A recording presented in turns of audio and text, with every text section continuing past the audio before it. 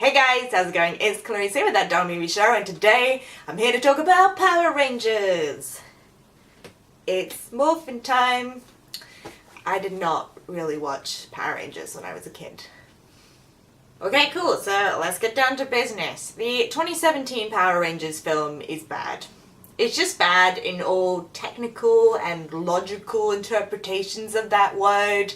The dialogue is really flat. The plotting is random, the effects are shaky, it's half shot like a corporate sponsored video about selling your organs so you can take a gap year, and half like, you know those music videos where it just keeps intercutting between a couple's sensuous tickle fight and them like staring down the camera really blankly like you were responsible for their inevitable breakup? Also, it's only really a Power Rangers movie and it's bare bones. I think this film either assumes you already know the story or that you straight up do not care. And so it kind of zips pretty quickly through this idea of, so there's 5 teenagers who are chosen to pick up the mantle of this long line of intergalactic warriors tasked with defending the Zero Crystal, which is important for some reason, and they have to stop it from getting into the hands of Space Witch Rita Repulsa, who's played by Elizabeth Banks. Also, there are aliens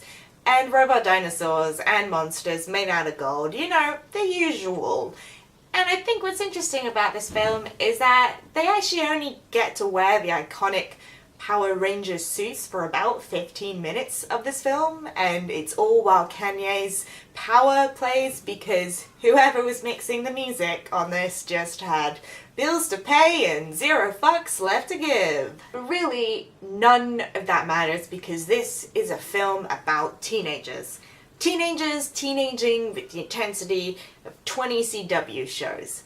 And the thing is, I secretly loved this movie. As much as it was logically bad, I kind of fell in love because it feels like such a rare example of a film actually understanding its intended audience. I mean, I'm 26, so I'm not a teenager anymore, but I feel like this film kind of gets what the teenager mentality is about, and it's that mix of kind of raw emotion and world-weary cynicism. And yeah, the dialogue may be basic, but it's all kind of delivered with that half smirk where you're not quite sure who in the cast is fucking with you. And like when they arrive to this big spaceship where Bryan Cranston's face is coming out of the wall, their reaction is just to go, "Is this a joke?" Because, you know, in the Badlands of 2017, you can't be quite sure whether all of this is just an elaborate YouTube prank or not. So yeah, I think this film's savior is its little touch of knowingness, but the key here is that it's not the kind of full-blown meta attack that we've come to expect in a kind of post-Deadpool era. It's more about knowing that stuff that is truly meme-worthy just has that little touch of sincerity to it, which is why this film can get away with Elizabeth Banks just standing in the middle of a street screaming, "Krispy Kreme!" Which yeah, I think this film's Krispy Kreme product placement is a pretty good example of what I'm talking about because it is both some of the most blatant and also surprisingly effective product placement I have seen in a film in a long time, and it's all done with that little bit of a side-eye to itself because there's one point in which Elizabeth Banks just quite plainly states that Krispy Kreme is the source of all life. So I know a lot of the kind of press surrounding this film has dealt with the idea of this film being very diverse, both in terms of race and sexuality, and also there's a character who's on the autism spectrum. And I don't know, I'm sure there's different ways to debate about how effective or progressive those representations might be, but I think what was more important to me is just the mentality that they represented.